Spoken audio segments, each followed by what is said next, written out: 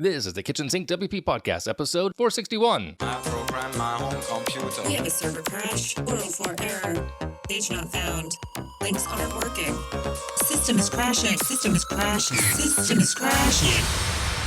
Your old HTML website, barely alive. We have the technology. We have WordPress. A new website, better than it was before. Better, stronger, faster.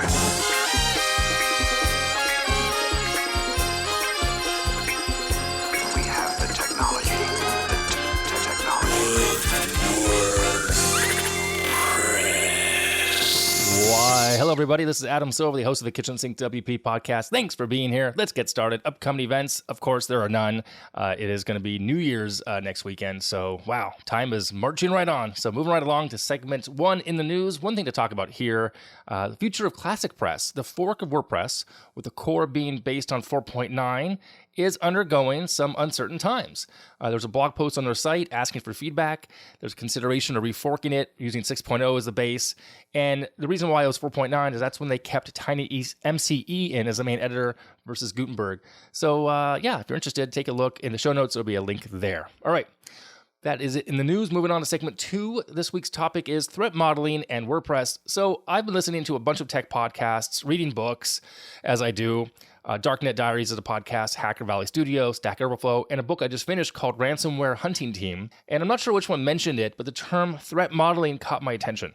And I did some Googling, threat modeling and the word WordPress, and not a bunch of current info came up, and some of the sites that used to have content are no longer available, which is weird, but nonetheless, the overall topic is relevant because we're moving into a new year, and I want people to be aware of what this is. So, what is this? What is threat modeling? Well, I will quote from Wikipedia that threat modeling is a process by which potential threats, such as structural vulnerabilities or the absence of appropriate safeguards, can be identified and enumerated, and countermeasures prioritized.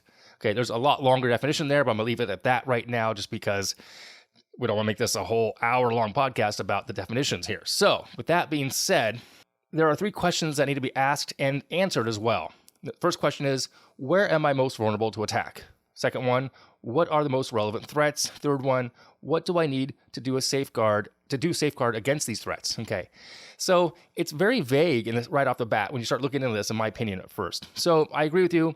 This sounds like a bunch of work to kind of keep digging in, but it's really not that much work. And does it pertain to your WordPress life? Well, yes. I mean, let's say that data breaches continue to happen, because they just do all the time. I mean, just last week, was it 2 weeks ago, that LastPass or FastPass, one of those password managers, got breached, right? Let's say you're building an e-commerce website for a client or for yourself for that matter. So there's those things to consider. An article by Security Boulevard from 2019 draws conclusions from many sources, and that in 2019, 4.1 billion records in social media enabled cybercrimes stole 3.25 billion in annual global revenue. And it's not going to stop. So, fine. Now we're scared, right? Now what do we do with that information? Well, moving forward, I found more information out there. There are no less than 10 methodologies out there.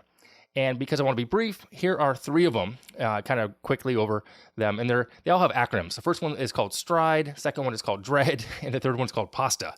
STRIDE stands for, actually it was created by Microsoft. It stands for spoofing, tampering, repudiation, information disclosure, denial of service, elevation of privilege, okay? DREAD stands for damage potential, reproducibility, exploitability, affected users, and discoverability.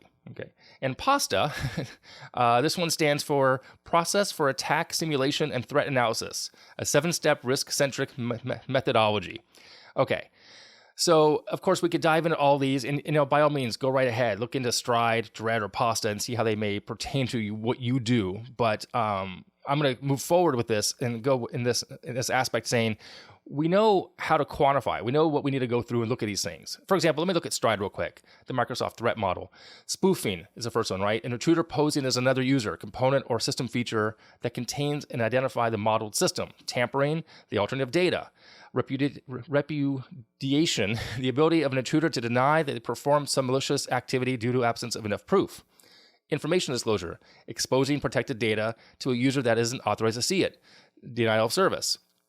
An adversary uses illegitimate means to exhaust services needed to provide services to users. It's like a DDoS attack. And elevation of privileges and allowing an intruder to execute commands and functions that they aren't allowed to. So pretty basic stuff there. Stuff we kind of know about in one aspect, but unless you're doing this every day, you may not. Dread and Pasta are very similar. Okay, moving forward, we need to know what to do about vulnerabilities. Hackers and the bots target specific things, especially within WordPress. The three main targets are going to be out-of-date code, easy passwords, bad hosting. Now, the solutions are really simple. Running updates to core and plugins is vital and key. You really want to do that. Using strong passwords and a security plugin and two-factor authentication, right? Limit who has access to the level of users. How many admins are on a site? Is it one? Is everybody an admin?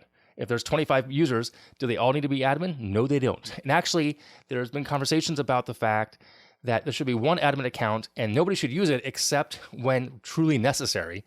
Everybody else should be a level lower.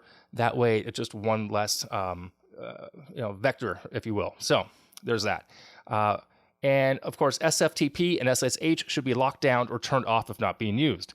Lastly, a backup strategy, because if you are hacked, if things do happen, if malware is implemented, you want to have a clean backup that you can restore and take care of that. So now, I'm not out to be all grinchy these days. I'm just realistic. And after reading the books I've read and listening to the podcasts I listen to, it might be worth the time right now to think about these things moving forward. I said it before, I'll say it again. I agree with you. Sounds like a bunch of work if you're thinking that same way, and it is in one sense on the thought process, but the actual implementation is not that hard really. So there you go, a 50,000 foot view, not even 30,000, a 50,000 foot view of threat modeling and your life on WordPress. Things to go do into the new year and to take in consideration as our businesses continue to grow, but hackers continue to want to get in. So there you go. Hope that helps. And moving forward to segment 3, tip until the week. This week's tip was given to me by a gentleman I met at a local Starbucks last week.